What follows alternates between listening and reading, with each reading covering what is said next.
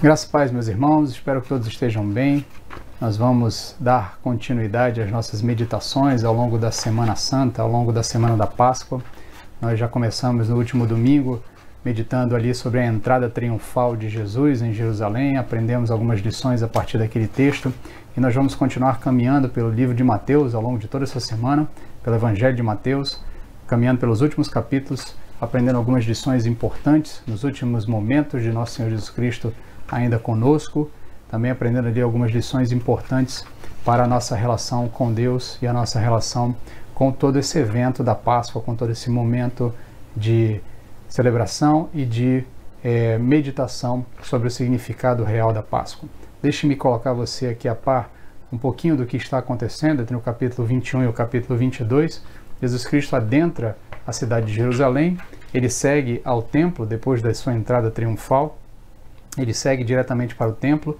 Lá no templo ele expulsa os vendedores e os cambistas que estavam transformando o templo ali em um local de comércio, um comércio impuro, um comércio que não era agradável ao Senhor, algo que estava transformando o templo do Senhor num local de negociação e num covil de salteadores, como o próprio Cristo vai dizer. E depois disso ele começa uma série de embates com os fariseus, há uma série de discussões sobre perguntas e respostas. Os fariseus fazem algumas perguntas, ele responde, e assim se inicia um diálogo que se estende inclusive ao longo do capítulo 22.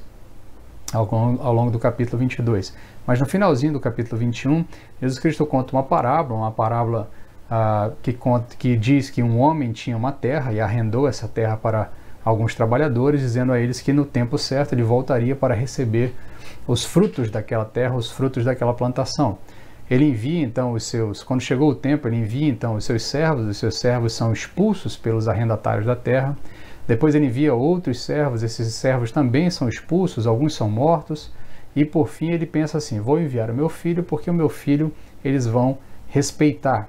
E então o senhor da terra, o dono da terra, envia seu filho para receber o fruto da terra, e os donos da terra, os arrendatários, na verdade, imaginam o seguinte: bem, se nós matarmos o filho do dono da terra, nós poderemos nos apropriar da terra. E é exatamente isso que eles fazem, eles matam o filho do dono da terra, e então o Senhor, o dono da terra, acaba descendo com juízo sobre aqueles homens posteriormente.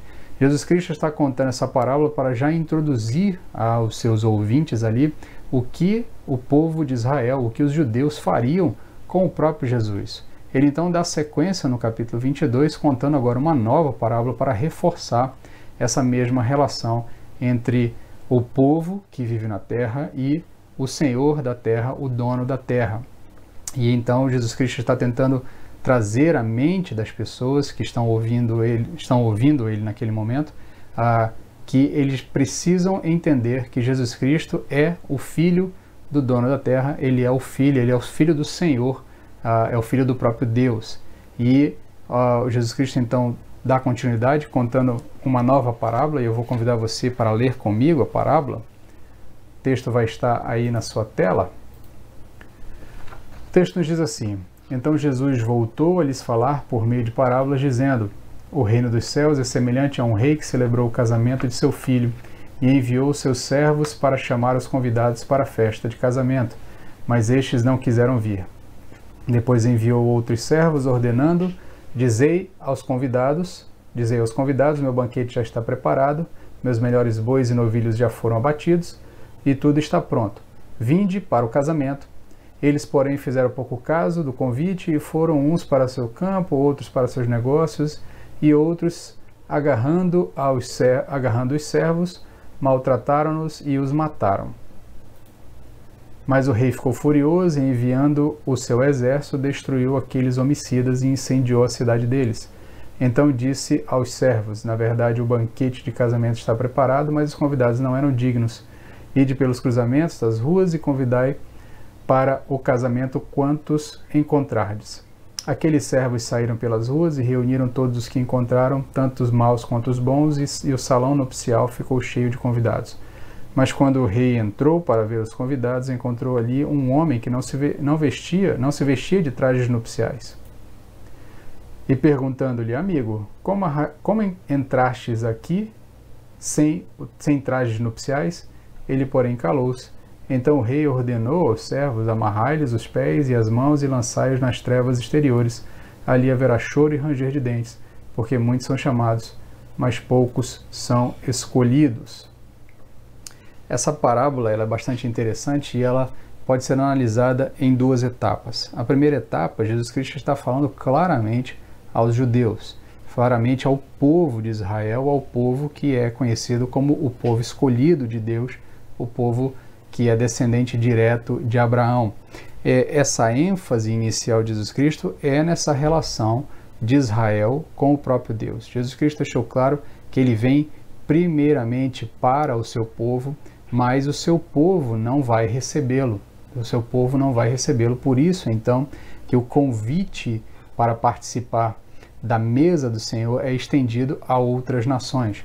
Mas, inicialmente, Jesus Cristo deixa claro aos judeus que estavam ouvindo eles ali que o povo de Israel recebeu o convite e recebeu a dádiva de participar daquilo que era mais sagrado, daquilo que seria mais sublime, que é a comunhão direta com Deus.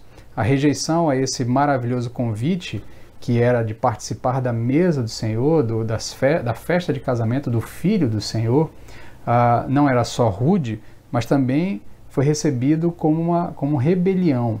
O povo de Israel acaba então se rebelando contra o Senhor e por isso eles sofrem ao longo de toda a sua história.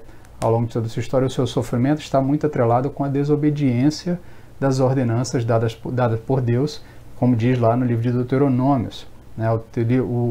Em Deuteronômios fica muito claro que se eles obedecessem a Deus, eles seriam abençoados, mas se eles não obedecessem a Deus, eles sofreriam.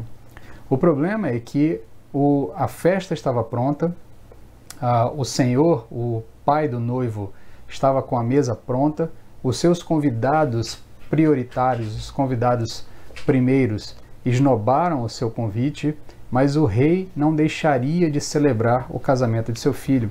Por isso, então, ele abre o convite a todas as pessoas. Então, há uma segunda etapa, dos versos 11 até o verso 14, Jesus demonstra que ao receber esse convite para o reino de Deus, essa relação ela é ampliada para outras pessoas. Esse convite é ampliado para outras pessoas. Tanto bons quanto maus recebem esse convite e as pessoas então são trazidas para essa festa por meio desse convite feito pelos servos do Senhor. O salão está cheio de pessoas, está cheio de convidados, mas o Senhor, quando adentra a esse salão, ele então olha uma pessoa que não está trajada adequadamente, ela não está vestida adequadamente para aquela ocasião. E então o Senhor questiona ele por como é que ele pode estar dentro daquela festa sem estar trajado adequadamente, e ele nada responde. Para nós, o ponto de meditação aqui é o que significa isso, o que significa esse convite e o que significa essa relação com o traje para participar dessa festa.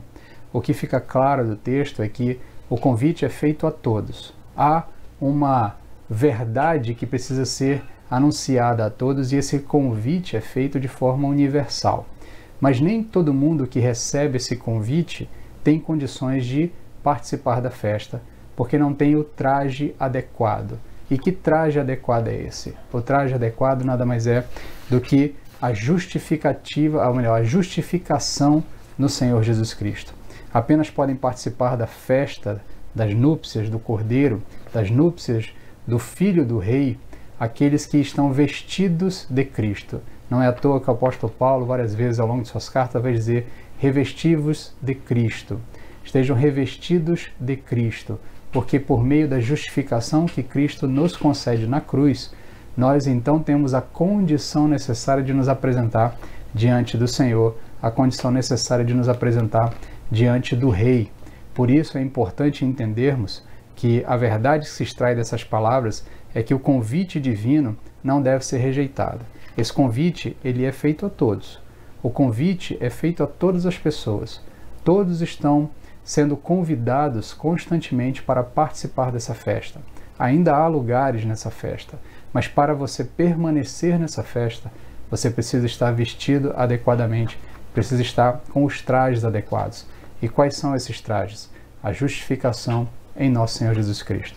Se você não estiver revestido de Cristo, se você não estiver vestido com a justificação do sangue de Jesus Cristo, você não poderá permanecer nessa festa. O convite para o céu é feito a todos. O convite para a salvação é dado a todos, mas só poderão participar, poderão experimentar a salvação, poderão experimentar novos céus e nova terra aqueles que estiverem revestidos de Cristo. É importante entendermos isso. Essa é a grande lição, essa é a grande verdade que Jesus Cristo precisava dizer àqueles homens no seu tempo e precisa continuar dizendo a nós nos nossos dias. Naquele tempo, os judeus não entenderam que eles precisavam de Jesus para estar próximos de Deus, para estar próximos do Pai. Hoje precisamos continuar entendendo isso. Sem Jesus Cristo, nós não temos condições de permanecer na festa.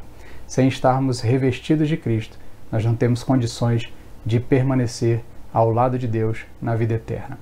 Fica aqui agora a minha palavra final a você, é que você procure o quanto antes aceitar esse convite para participar da festa e vista-se adequadamente, revista-se de Cristo, confesse Jesus Cristo como seu Senhor e Salvador e participe dessa festa eterna na presença de Deus, nas bodas do Cordeiro, aproveitando tudo aquilo que Ele tem para lhe dar, não só para esse momento, mas para a vida toda.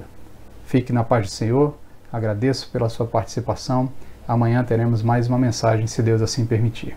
Graças.